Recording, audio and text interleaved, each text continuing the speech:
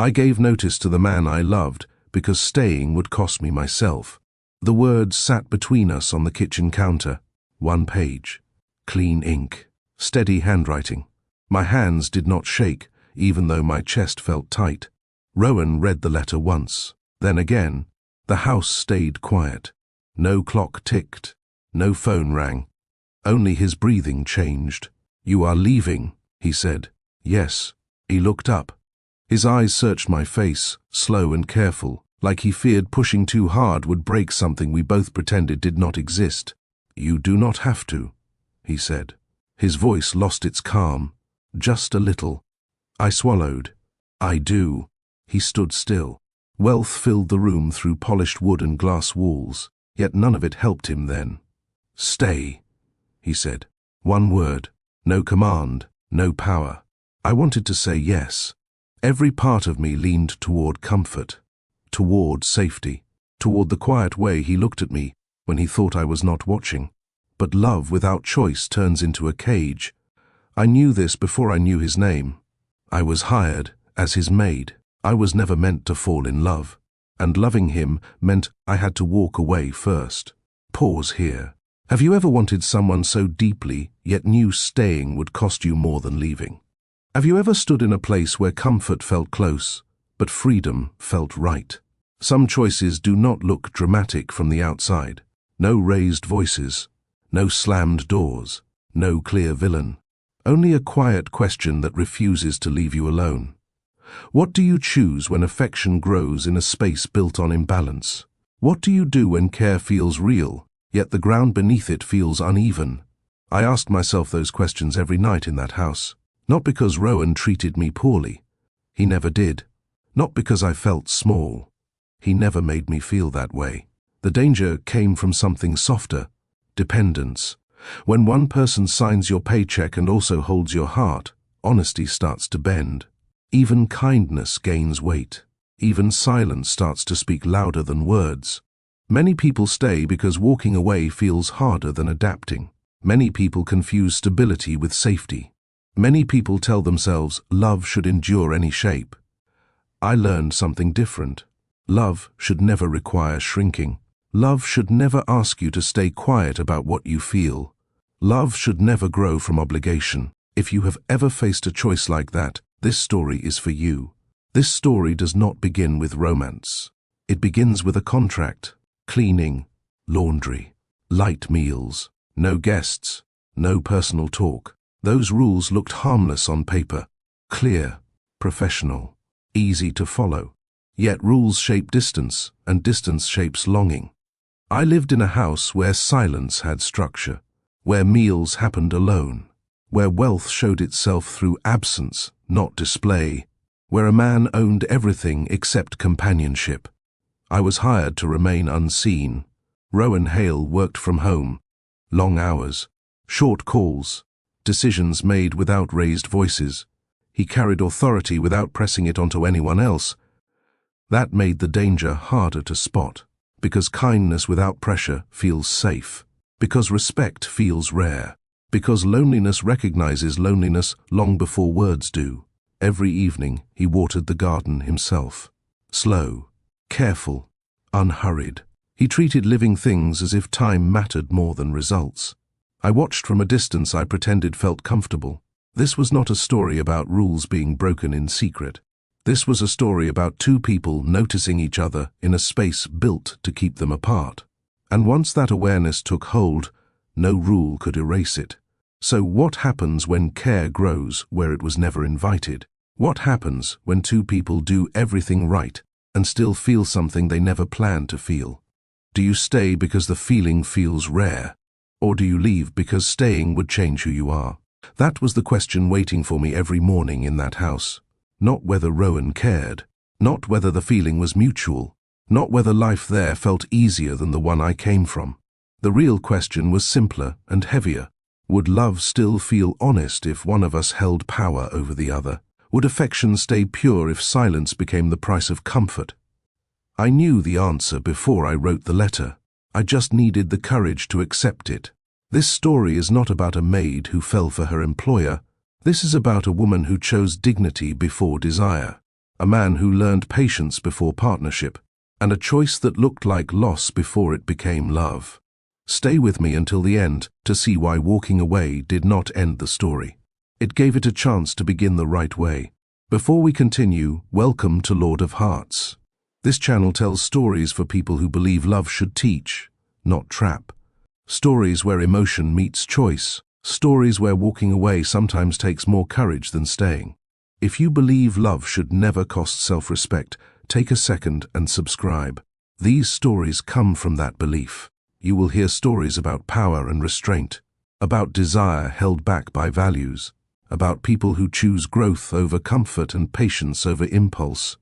If this opening speaks to you, like the video, it helps these stories reach others who might need them. And as you listen, I want you to think about your own lines, the ones you promised yourself you would never cross, the ones you had to protect even when feelings made it hard. This story will move slowly, on purpose, because real connection does not rush. It reveals. Stay with me. By the end, you will see why love built on freedom lasts longer than love built on need. I did not look for meaning when I took the job. I looked for time. Time to pay rent. Time to breathe. Time to stop calculating every small expense before sleeping. Bills stacked quietly on my table. No drama. No crisis that made headlines. Just steady pressure that never eased. The kind that follows you through grocery aisles and bus rides and unanswered emails. I worked 2 jobs already. One paid late. The other paid little. Neither promised stability. When my landlord left another notice under the door, I stopped pretending effort alone would fix things. Pride feeds on hope. Survival feeds on action. So when the agency called, I listened. They spoke clearly. Private estate, live-in position, good pay, clear boundaries, immediate start. I asked only one question. Is the contract firm? They said yes. That was enough. I did not dream about the man who lived there. I did not wonder about his life. I imagined clean rooms, quiet hours, and a paycheck that arrived on time. I told myself this was temporary. A step, not a destination. Some people chase passion first. Others chase relief. I belonged to the second group then. Taking the job was not weakness. It was honesty. I knew who I was when I signed that contract. Someone willing to work hard. Someone tired of uncertainty. Someone who believed stability mattered more than comfort. Love was not part of the plan. Hope stayed practical. And need made the decision for me. The agency office sat above a small bakery. The smell of bread followed every conversation. Warm, ordinary. Nothing about the place suggested wealth or secrets. The coordinator spoke without drama. She slid the folder across the desk and waited while I read. Private residence outside Seattle. 1 client. Limited staff. Live-in preferred. She explained the placement carefully. This client valued privacy. Routine mattered. Boundaries stayed firm. No guests, she said. No personal involvement. Professional conduct at all times. I nodded. She asked if I felt comfortable with isolation, with long stretches of quiet, with limited interaction. I told her yes, even though I had never lived that way before. Some jobs test your skills. Others test your temperament. She looked at me for a moment. Then she said something unexpected. He treats his staff well, pays on time, keeps distance. Distance sounded safe. I signed the forms, provided references, accepted the start date. Walking out, I felt lighter. Not excited, relieved. The job did not promise growth. It promised steadiness. And at that moment, steadiness felt like progress. I did not know his name yet. Only his expectations. I did not picture the house. Only the numbers on the paycheck. The agency did not sell the job with stories. They sold it with clarity. That mattered, because clarity leaves no room for illusions. I left believing this would be simple, clean, transactional. I did not know how quickly reality would soften those edges. The ride out of the city felt longer than it was. Traffic thinned, buildings lowered. Trees grew closer together, like they were guarding something meant to stay private. The driver stopped in front of tall gates set back from the road. No sign, no name, only iron and stone. When the gates opened, the driveway stretched ahead in a quiet curve. Gravel softened the sound of the car. The house appeared slowly, not grand, but deliberate. Clean lines, wide windows, space built for one person, not for display. I stepped out with my bag in hand. The air felt different there. Still, held, no voices, no movement, just the sound of wind brushing leaves. I expected a place that announced wealth. Instead, I found restraint. Inside, everything had a purpose. No clutter, no excess. Furniture chosen for use, not attention. The kind of house someone keeps when they do not want reminders of noise. I noticed what was missing. No family photos, no art meant to impress, no sign of life shared. It felt like a home paused in time. Standing there, I reminded myself why I came. This was a job. The setting did not change that. Still, something about the quiet pressed gently against my chest. Not fear, not wonder, recognition. I had walked into a place shaped by solitude, and I sensed it would ask something of me beyond cleaning. We sat at the kitchen table when he handed me the contract. No speech, no explanation meant to impress. Just paper, a pen, and space to read. The rules came first. Work hours outlined clearly. Pay dates fixed. Duties listed in simple terms. Cleaning, laundry, light cooking. Then, the boundaries. No guests. No sharing personal matters. No expectation beyond the job. The language stayed respectful but firm. This house ran on structure, not emotion. Rowan watched without hovering while I read. He did not rush me. He did not soften the terms. "I value privacy," he said. "For both of us." I appreciated that. Clear limits protect both sides. They prevent confusion. They prevent regret. I signed because the rules matched what I needed then. A place to work without complication. A space where distance served a purpose.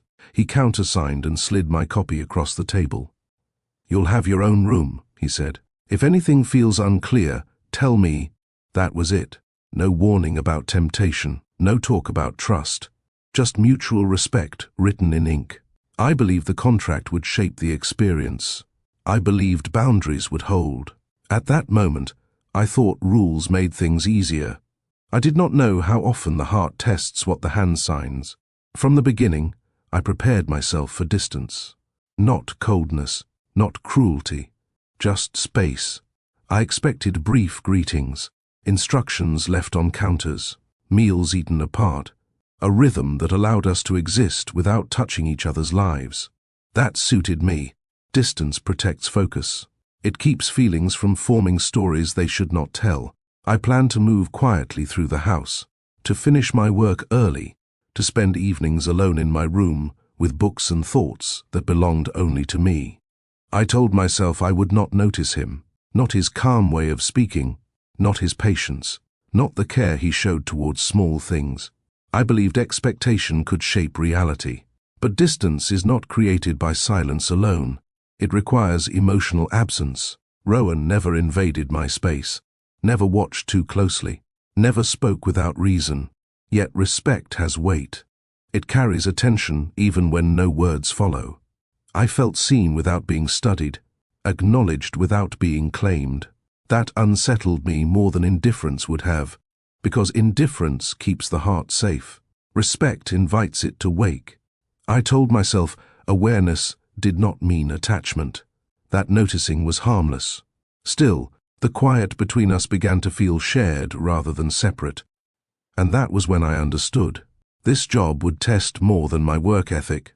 It would test my boundaries. I expected a staff member to answer the door. That was my first mistake. The door opened before I could knock a second time, and he stood there alone. No assistant behind him, no voice calling from another room. Just Rowan Hale, holding the door like this was his own routine. He wore a simple shirt with the sleeves rolled to his forearms. No jacket, no sign of urgency. His posture stayed relaxed, like he had nowhere else to be. "You must be the new maid," he said. Not a question, not an assessment. A statement spoken without weight. "Yes, I'm Eloin." He stepped aside immediately, gave space, an invitation without expectation. "Welcome," he said. "You can come in." That was it. No glance at my bag, no scan of my appearance, no pause meant to remind me whose house this was. I crossed the threshold and felt something unexpected. Ease, not warmth, not familiarity, just the absence of tension. People with power often announce it without words, through silence meant to intimidate, through stillness that asks others to adjust first. Rowan did none of that. He closed the door gently and gestured toward the kitchen. "We can go over the details whenever you're ready," he said. "There's no rush." In that moment, every assumption I carried with me loosened its grip. I waited for the moment when control would show itself. A gesture meant to remind me whose space this was. A pause that placed him higher without saying it out loud. It never came. Rowan did not lead me through the house like a tour. He walked beside me, matched my pace. Let silence exist without using it to command attention. "This is the kitchen," he said, simple and direct. "Everything you need is labeled. No long explanation, no instruction meant to impress. No watch glance to signal time mattered more than people." He did not ask where I came from, did not ask why I took the job, did not search for a story to place me into. He treated me as if my presence required no justification. That felt unfamiliar. Power often fills space by shrinking others. Here, space stayed equal. When we reached the living room, he stopped and waited for me to finish looking around. "If something feels unclear, let me know," he said. "I prefer things straightforward." I believed him. He did not mention his work, did not name achievements, did not frame the house as an extension of himself. The absence of display spoke louder than any show of status. This was a man who owned much and needed none of it to be seen. That contrast stayed with me. His voice never rose. Even when he spoke about schedules or expectations, his tone stayed even, measured, like he trusted the words to stand on their own. "There's no strict routine," he said. "I work from home most days. You'll find your rhythm, no warning, no pressure, no reminder of authority. Calm like that does something to a room. It lowers defenses. It removes the need to perform." I noticed how he listened, not with interruption, not with impatience. When I answered a question, he waited until I finished before responding. That mattered. People reveal themselves through tone more than content. His carried patience, control without force. When I asked where to store my bag, he pointed down the hall.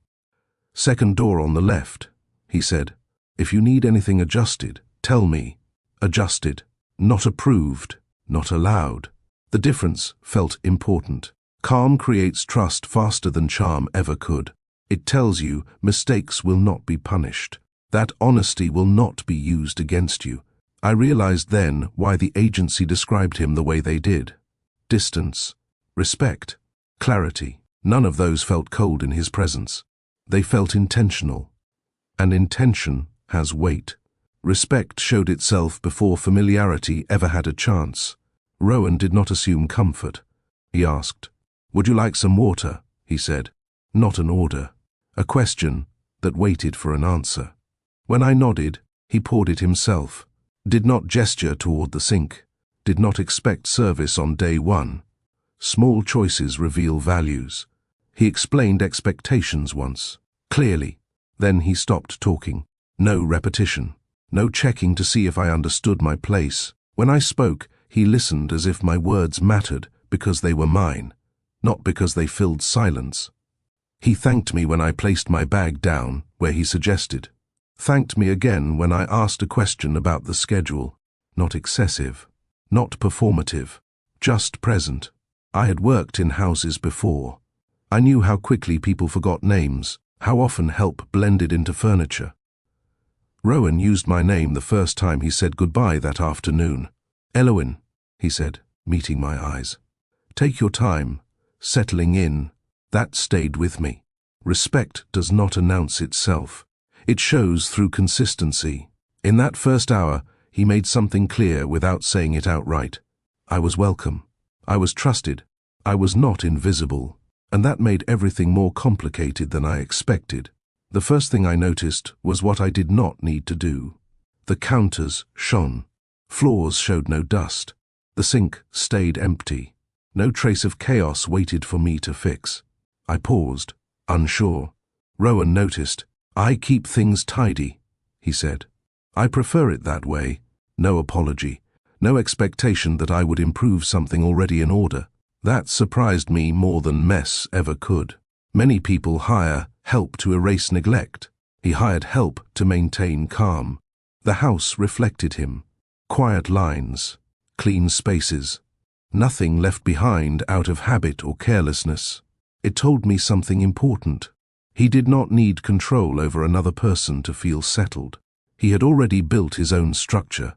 That eased me, and unsettled me at the same time, because arrogance often hides behind disorder. Restraint rarely does. I realized then how wrong my assumptions had been. I had prepared myself for ego. I had braced for cold distance dressed as authority. Instead, I walked into balance. And balance invites curiosity. Before we move on, let me ask you this. Have first impressions ever fooled you? Have you ever expected one version of a person and met another? If yes, hit the subscribe button and tap like on this video. It tells me these stories reach people who notice quiet details. Rowan's days followed a pattern. He rose early, not rushed, not late, always steady. By the time I finished my first round of cleaning, he already sat in his office with the door half open. No calls filled the house with noise. No sharp tones cut through the walls. His meetings stayed brief, focused, voices low enough to respect space. I learned his schedule without trying. Morning coffee at the same hour. Lunch skipped more often than eaten. Work paused only when the light shifted across his desk. He did not pace. He did not slam drawers. He did not speak to screens like they could answer back. When calls ended, silence returned immediately, as if nothing had disturbed the house at all. That quiet work ethic told me more than resumes ever could. This was a man who carried responsibility inward, who did not spill pressure onto others, who kept his struggles contained. Sometimes I passed the office with a basket of folded clothes and caught a glimpse of him staring at nothing. Not tired, not distracted, simply still. Work gave him structure, not fulfillment. I noticed how often he stayed seated long after the screen went dark. That was when I understood. His job filled hours. It did not fill him. And in that realization, something shifted in me. Because I had taken this job to escape instability, he had built his life to escape noise. Different paths, same destination. Quiet. Dinner followed a routine as fixed as his mornings. One plate, one chair, same place at the table. He ate without distraction. No screen, no book, no music. Just food and thought sharing the space. I noticed it the first night and tried not to notice it again. But repetition teaches you things. Some people rush meals, some stretch them. Rowan treated dinner like a pause, a moment to mark the end of work, not the start of rest. He never asked me to join him, never hinted, never blurred the line. I ate later, alone in the small room assigned to me. The distance felt proper, expected, yet something about his solitude pressed gently at the edges of my awareness. Not sadness, not longing, habit, as if eating alone had stopped being a choice and become a default. Some evenings, I heard his chair scrape softly when he stood. The plate washed right after. No leftovers, no delay.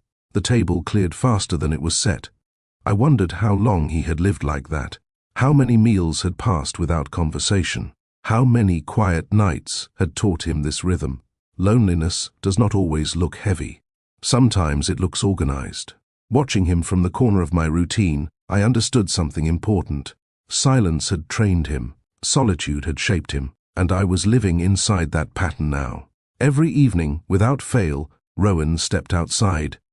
No phone in hand, no call waiting, just a watering can and unhurried steps across the grass. The garden sat behind the house, tucked away from the road. Neat rows, healthy soil, nothing extravagant. He watered each plant with care. Same order, same pace. He never rushed, even when daylight faded. I watched from the kitchen window more than once. Not because I meant to, because routine draws the eye. There was something grounding in the way he moved through that space, like the garden asked nothing of him except attention. Sometimes he knelt to check the soil. Sometimes he paused, hand resting on the handle, gaze distant. Those moments felt private, not lonely, reflective. I realized then why he kept the house so clean. Control creates calm. Care creates meaning. The garden gave him both. While his work demanded results, the plants demanded patience. No deadlines, no expectations beyond consistency. That contrast mattered. I found myself timing my tasks so I could finish near the window when he watered. Not to watch him, I told myself, to watch the light change. Yet my eyes always followed him. And slowly, I understood. The garden was not a hobby. It was where he exhaled. I learned how to disappear well.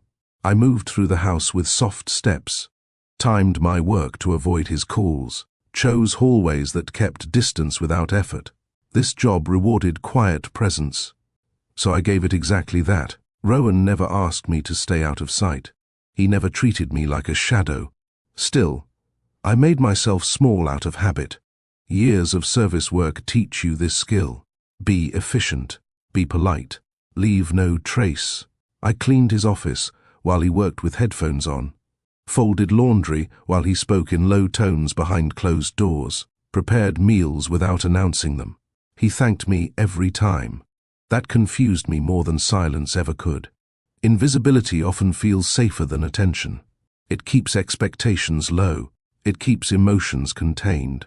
Yet the longer I stayed, the harder it became to remain unseen.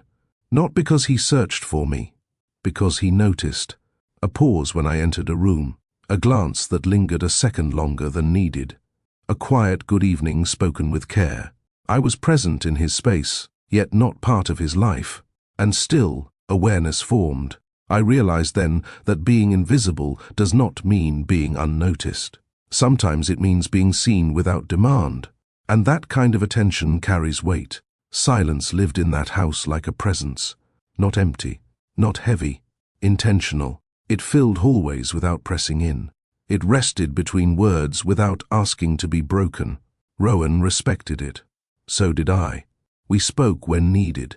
Schedules, meals, simple updates. Then quiet returned without discomfort. Silence can be awkward when it hides tension. This one held understanding. It allowed thoughts to settle, feelings to remain unnamed, boundaries to stand without reinforcement. Yet silence also reveals things. It shows you who you are when nothing distracts you. It shows you what you miss. I noticed how often Rowan paused in doorways, how he lingered near windows after work ended, how he stayed seated long after tasks finished. He did not fill the quiet with sound. He sat with it. And slowly, I did the same. The house taught us patience, taught us restraint, taught us how two people can share space without crossing lines.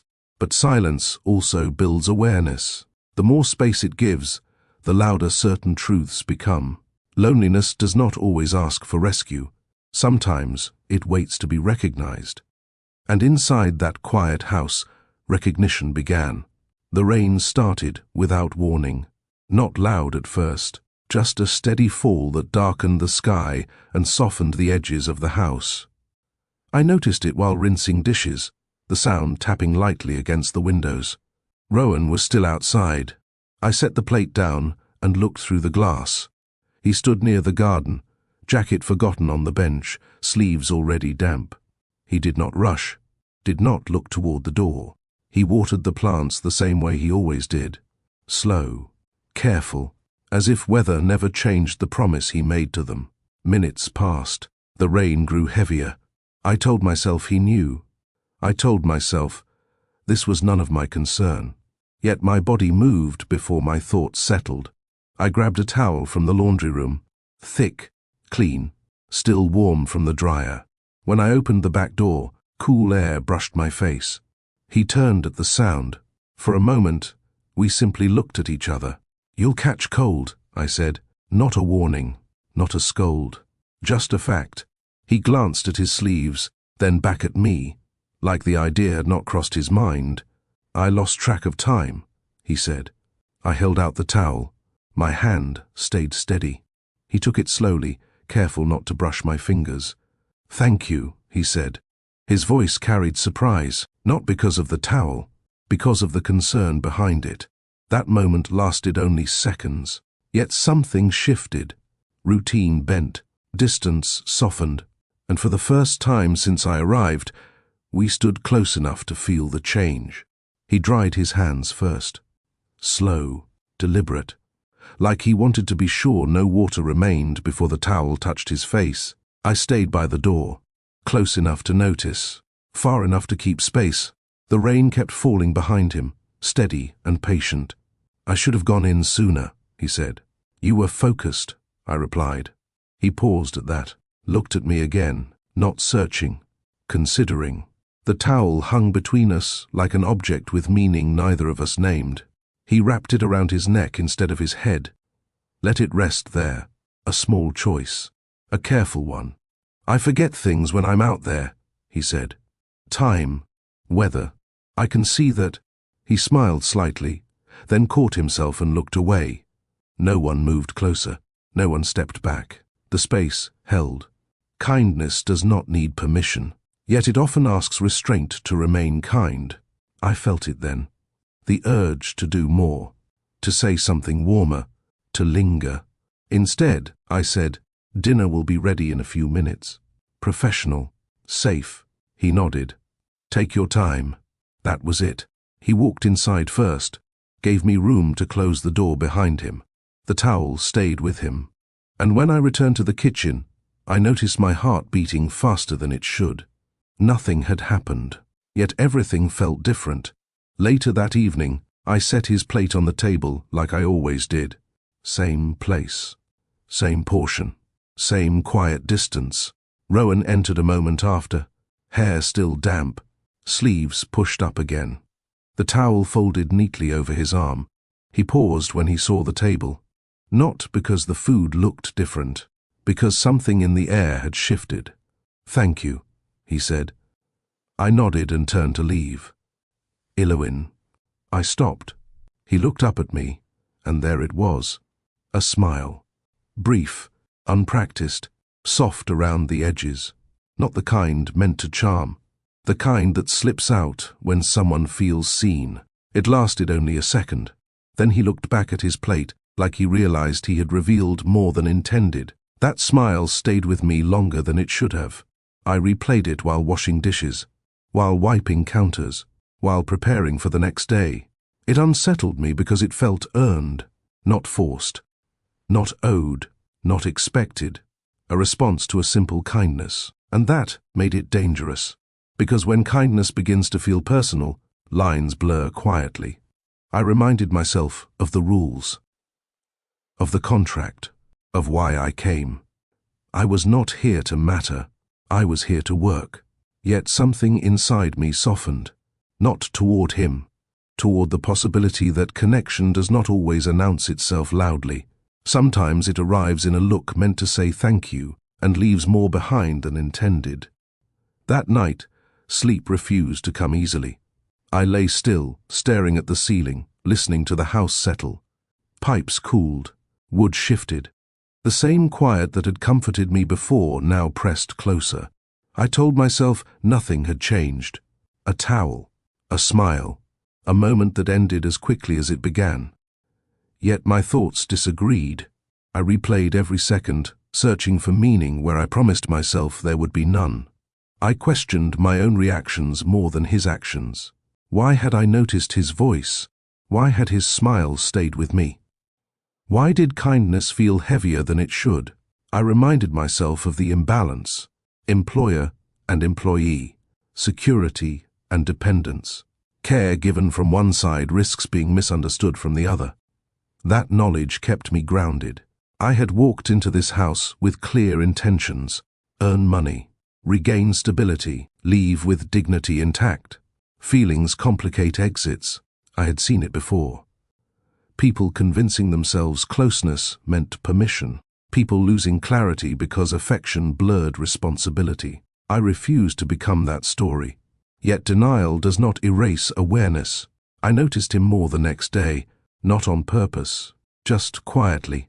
The way he held doors, the way he waited for answers, the way he treated my presence as something to respect, not manage. That made resisting harder, because restraint demands effort when connection feels mutual. I understood then that the real conflict was not between us. It lived inside me, between what felt easy and what felt right, between staying comfortable and staying true. And once that conflict took shape, I knew this was only the beginning. The cut happened on an ordinary evening. No rush, no distraction, just a knife slipping slightly as I sliced vegetables for dinner. The sting came first. Sharp, brief, then red pooled faster than I expected. I stood there, surprised more than hurt. Rowan noticed before I spoke. "Elowyn," he said, already moving. He crossed the kitchen quickly, then stopped himself halfway. Not out of fear, out of respect. "You're bleeding," he said. "I'm fine," I replied, instinctive. He did not argue. He reached for the first aid kit instead, set it on the counter, opened it with care. "Sit," he said, not an order, a request shaped like concern. I did. He took my hand gently, not rushed, not hesitant. His touch stayed steady, like he trusted himself to be careful. The room felt smaller then, not because of closeness, because attention narrowed. He cleaned the cut, wrapped it neatly. His focus never left my hand. "You work too hard," he said quietly. The words surprised me. "I'm doing my job." "I know," he replied. "That's why I said it." He tied the wrap and released my hand immediately. No lingering, no excuse to stay close. Yet, something had changed. Care had crossed from courtesy into concern. And once that line is noticed, it cannot be unseen. He checked the wrap once more, then leaned back, giving space as if distance mattered as much as care. "Does it hurt?" he asked. "Less now." He nodded, satisfied, then closed the kit and set it aside. The moment could have ended there, clean, contained. Instead, he stayed, not close, not far, present. "I should have noticed sooner," he said.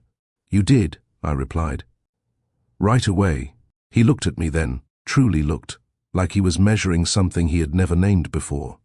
"I rely on routine," he said. "Sometimes I forget people don't." I flexed my fingers carefully. The wrap held firm. "I don't mind work," I said. "I mind being rushed. I wouldn't want that for you." The words landed softly, yet they carried weight. Care, when spoken aloud, changes shape. It invites honesty in return. I realized he was not speaking as an employer. He was speaking as someone who saw effort and felt responsible for the cost of it. That recognition unsettled me more than the cut ever could. Because when someone takes responsibility for your well-being, distance becomes harder to maintain. He stood then, clearing the counter with quiet efficiency. "Rest your hand tonight," he said. "I'll handle the dishes." I started to object. He lifted a hand, gentle. "It's fine," he said. "Let me." I stepped back and watched him take my place. And in that simple exchange, care shifted from task to choice. He washed the dishes slowly. No rush, no frustration, like time had loosened its grip on him. I sat at the table, my wrapped hand resting in my lap, watching a role reversal neither of us commented on. "You don't slow down," he said, back turned. "I do," I replied. "At night." He gave a quiet breath that sounded like a short laugh. "That's not slowing down," he said. "That's stopping because you have no choice." The words landed gently, yet they stayed. "I learned early to keep moving," I said. "Stillness makes things feel heavier." He nodded once. For me, stillness is the only place things make sense. I looked at him then. Two truths. Same room. Different histories. I didn't mean to speak out of place, he added. I just notice. I know. Silence followed. Not awkward, thoughtful. I used to work the same way, he said. Long hours, no breaks. I told myself it proved commitment. And now, I asked. And now I know it proved avoidance. That honesty surprised me more than anything else he had shared. People with power rarely admit what drove them there. He turned off the tap and dried his hands. Take tomorrow morning off, he said. Your hand needs rest. That's not necessary. It is, he replied, for both of us. He met my eyes, and something unspoken passed between us. Understanding does that. It shortens distance without crossing lines. The storm arrived after midnight. Rain tapped the roof in uneven rhythm. Wind pressed softly against the windows. Sleep came in short stretches, then left again. I went to the kitchen for water. Rowan was already there. No lights on, only the glow from the hallway. He stood by the counter, hands resting flat, like he had been thinking longer than sleeping. Sorry, I said. I didn't mean to wake you. You didn't, he replied. Storms do. I poured water with my uninjured hand. He watched without comment. I don't like them, he said quietly. The admission surprised me. You seem steady, I replied. He gave a small nod. That's what people think. We stood there, side by side, facing the window. I learned early to keep control, he said. Noise took too much from me. I understood without asking. My fear works differently, I said. I fear needing someone. He turned toward me then. Not startled, not defensive. Needing isn't weakness, he said. It feels like one when you've had to rely on yourself. Silence settled again. Not empty, shared. I'm glad you're here, he said, careful. I mean that without expectation. I know, I replied. That was the moment. Not touch, not promise, recognition. Two people admitting truth without asking for anything in return. Before we go on, let me ask you something. Do quiet moments like this mean more to you than grand gestures? If they do, leave a comment and tell me why. The next morning felt different. Not cold, not awkward, adjusted. Rowan kept his routine, yet something subtle shifted. His greetings stayed polite, but shorter. His pauses disappeared. His eyes no longer lingered when I entered a room. Distance returned, placed carefully where closeness had tried to form. I noticed because I had felt the difference the night before. Shared truth leaves an imprint. Once you recognize it, absence speaks louder. He did not avoid me. He corrected the angle of attention. Conversations stayed practical. Schedules, meals, weather. Nothing that leaned inward. I understood what he was doing. He was protecting the line. Respect sometimes looks like withdrawal, especially when feelings begin to show shape. Part of me felt relieved. Another part felt the quiet sting of disappointment. But I admired the choice. He could have leaned into comfort. He could have let kindness drift into something easier. Instead, he stepped back before either of us slipped. That restraint mattered. It told me the night in the kitchen was not a mistake. It was a boundary check, and he had answered it with integrity. I matched his pace without comment. No searching looks, no lingering tasks, no unnecessary presence. Distance only works when both sides hold it. And so we did. The house returned to its earlier rhythm. Clean, calm, structured, yet something underneath had changed. Awareness does that. I did not question the shift. I recognized it. Distance, when chosen with care, deserves respect. So I adjusted too. I finished tasks earlier. I stayed in my room longer. I timed my work to avoid crossing paths more than needed. Not because I felt pushed away, because I understood the language being spoken. Rowan was saying, "This matters enough to protect." I answered with the same clarity. I stopped watching the clock for his garden routine. I ate without listening for his chair. I treated silence as structure again, not invitation. Matching distance requires discipline. It asks you to put values ahead of comfort, to hold back words that want release, to trust restraint more than expression. Some days it felt easy. Others, it felt heavy, because connection, once recognized, does not vanish. It waits. Still, I reminded myself why I came. I was here to work, to regain footing, to leave whole. Love that asks you to bend ethics asks too much. I had seen how quickly lines blur when one person needs the other more. I refused to become uncertain inside a space built on balance. So I held my ground. And in doing so, I noticed something important. Distance did not weaken what had formed. It sharpened it. Because when two people choose restraint together, respect deepens instead of fading. Eyes passed with precision. We moved around each other like trained dancers who knew the steps too well to collide. Work continued. Meals appeared on time. The house stayed in order. Yet something felt louder than before. Absence. Not the absence of presence, but the absence of what almost existed. When Rowan left for a short business trip, the house changed tone. Not emptier. Still, different. I noticed how quiet mornings felt without his early movement, how the garden sat untouched in the evenings, how no one paused near the windows anymore. I told myself this was relief. Space restored, balance regained, but awareness does not disappear when someone leaves. It sharpens. I realized how often I had oriented my day around him without meaning to, how small habits formed quietly, how familiarity had slipped in without permission. Loneliness does not announce itself when it grows. It hums beneath routine. I cleaned his office while he was away. The room smelled faintly of paper and coffee. Everything stayed orderly. Then I saw the photo. It sat face down on a shelf, tucked between folders, not hidden, just private. I hesitated before turning it over. That hesitation mattered, because once you notice attachment, even curiosity carries weight. The photo was older than I expected. Rowan stood beside a woman with kind eyes and a calm smile. Her hand rested on his shoulder, not claiming, just present. He looked younger, softer, less guarded. They were not dressed formally. No event, no display. Just two people standing close. I turned the frame over. You deserve love, not isolation. The words were written in careful ink. I set the photo back where I found it, face down again, exactly as before. I did not feel like I had discovered a secret.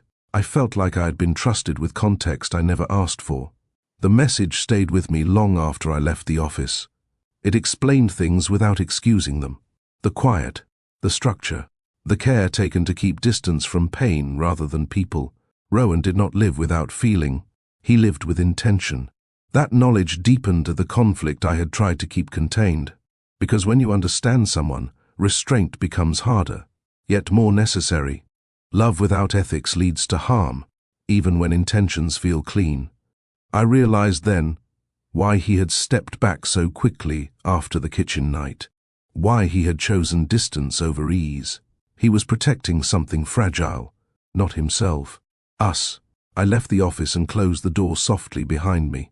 Respect sometimes asks you to walk away from what you want, and in that moment, I understood why we both refused to cross the line. I wrote the letter at the small desk in my room. No tears, no shaking hands, just clarity that had been waiting for words. I kept it short, respectful, direct. I thanked him for the opportunity, for the fairness, for the calm this house had given me when I needed it most. Then I wrote the line that mattered. I am giving notice. I read it twice before folding the paper, not to change it, to accept it. This was not about money anymore, or stability, or the comfort of routine. This was about the part of me that had started to lean too easily into quiet warmth.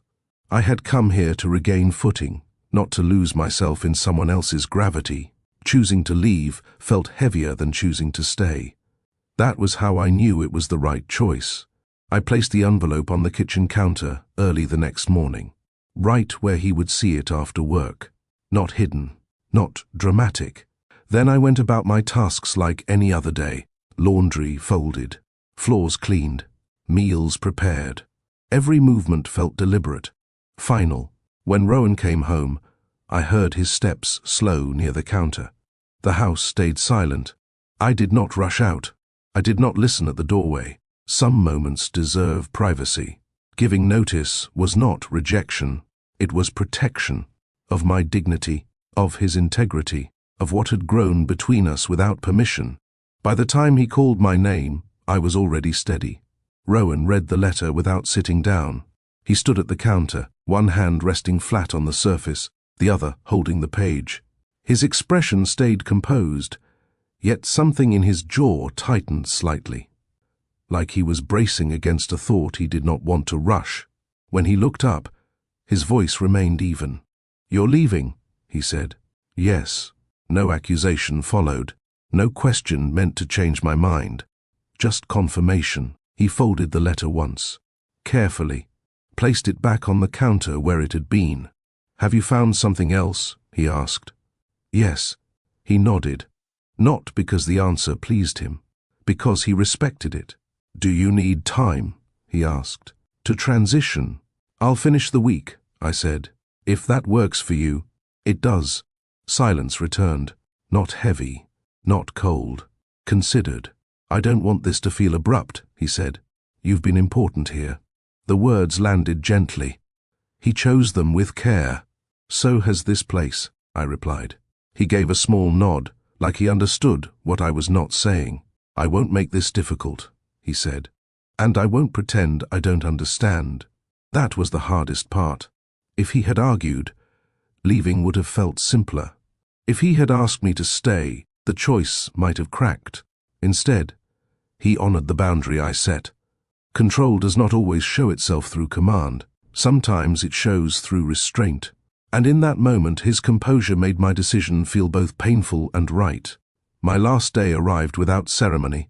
No change in schedule. No tension in the air. Just the same quiet rhythm that had carried us for weeks. I cleaned slower than usual, not out of delay, out of attention. I noticed how light settled on the floor in the mornings, how the house held warmth even in stillness, how silence here had taught me patience. Every room felt familiar in a way I had not expected when I first arrived. I folded the last load of laundry with care, placed everything exactly where it belonged, left no trace of myself behind. That mattered. Leaving well is a form of respect. Rowan stayed out of my way without avoiding me, gave space without withdrawing courtesy. Our conversations stayed minimal yet kind. "Thank you," he said when I finished the final meal. "You're welcome." Simple words, full meaning. I packed my things in the afternoon. One suitcase, light enough to lift without help. Before closing my door for the last time, I paused, not to regret, to acknowledge. This house had given me stability when I needed it. It had also shown me something about myself, that I valued freedom more than comfort, that I could recognize connection without claiming it. When I stepped back into the hallway, Rowan stood near the front door, waiting. The door stood open behind him. Late afternoon light filled the entryway, soft and steady. No rush, no drama, just a moment waiting to be handled with care. Rowan held my suitcase for me, not because I asked, because he noticed. "I can take it," I said. "I know," he replied. "Let me—" He set it down near the step and straightened slowly, like he was choosing time over speed. "I don't want you to think this meant nothing," he said. "I don't," I answered. "That's why I'm leaving." He met my eyes then, fully, no distance left to adjust. "I wanted to ask you to stay," he said, "and I chose not to." My breath caught just slightly. "Thank you," I said. I meant it. He nodded once. "If I had asked, it would have been about what I wanted, not what you needed." Silence settled between us. Honest, clean. "I hope you find what you're looking for," he said. "I already did," I replied. I found myself again. A pause. Then something softer crossed his face. Not sadness. Pride. You deserve that, he said. He stepped back first, gave me room. Choice matters most at the edge of departure. I picked up my suitcase and turned once more. This wasn't a mistake, I said. No, he agreed. It was a beginning. I walked out without looking back, not because it hurt, because it didn't need to. Leaving was not loss.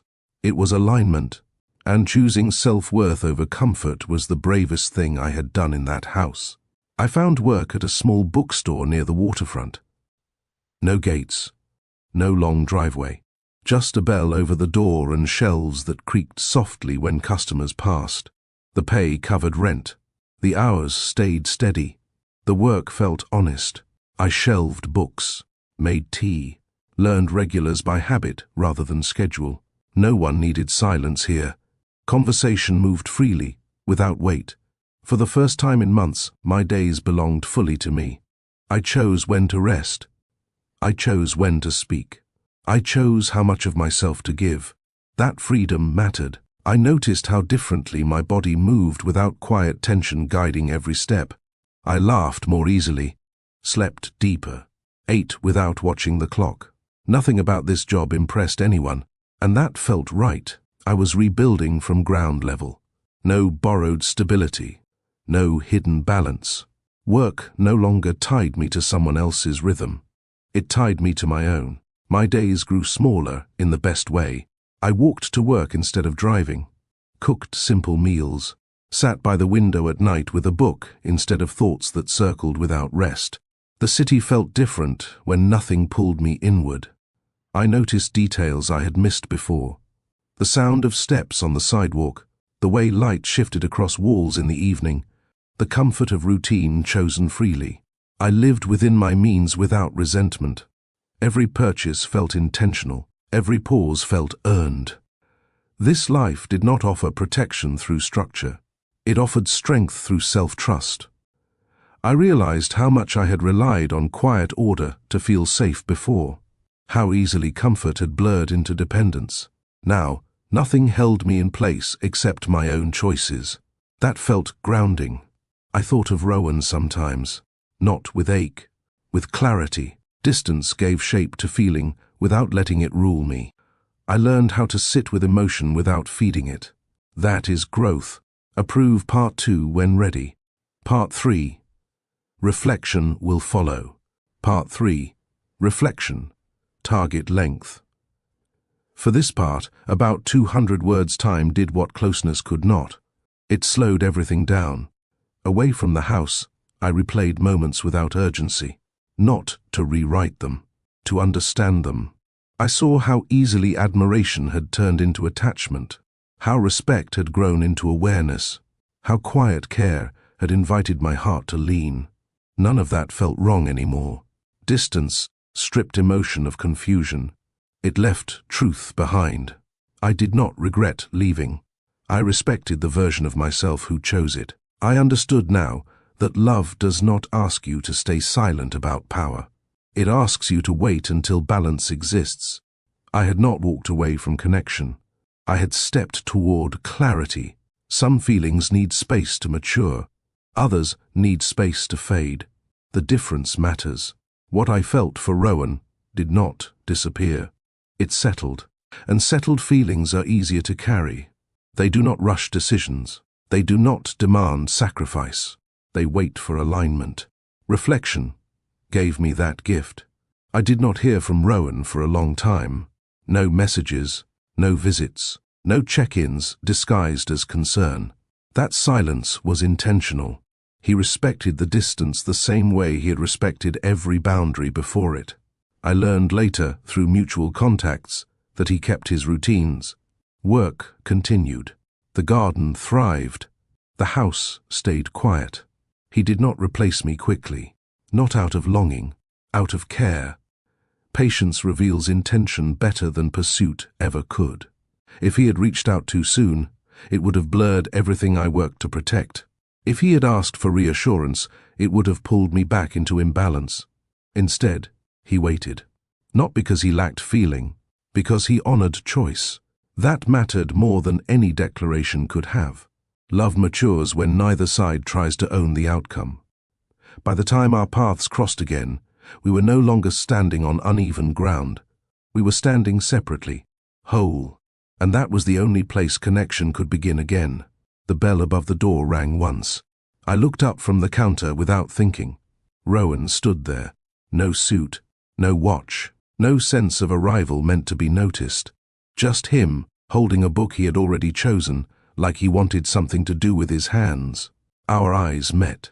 Neither of us smiled right away. "Hi," he said. "Hi." That was all we needed at first. He stepped closer, careful not to rush the space. The bookstore felt smaller than the house ever had, yet lighter. No roles defined us here. No expectations waited in corners. "I didn't know you worked here," he said. "I like it," I replied. "It fits." He nodded, like that mattered to him. "I hoped I might see you," he said. Not hopeful, honest. The silence that followed felt easy. For the first time, we stood in the same place, without imbalance shaping the air.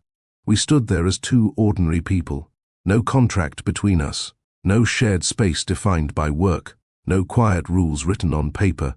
Rowan did not ask about my hours. Did not offer help. Did not frame the meeting as coincidence or fate. He treated me as an equal presence. "That place taught me something," he said. "About patience." I believed him. "And this place taught me something too," I replied. "About choosing what fits." He glanced around the shop. At the shelves, the worn floor, the small table near the window. "It suits you," he said. Not approval. Recognition. There was no need to perform. No need to protect boundaries that no longer strained. We spoke without caution because balance existed naturally. That was the difference. Power disappears when neither person holds advantage, and without it, honesty breathes easier. He did not reach for me, did not lower his voice, did not search my face for permission he had not earned. "I didn't come to change your life," Rowan said. "I came because I wanted to see you, as you are now." I appreciated that. "I'm not the same person," I replied. "I hoped you wouldn't be." We smiled then, soft, real. "I won't pretend I didn't feel something," he said.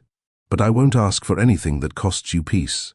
The words landed with weight because they carried restraint. "I won't accept anything that asks me to shrink," I said. He nodded. "I wouldn't want that." Choice stood between us.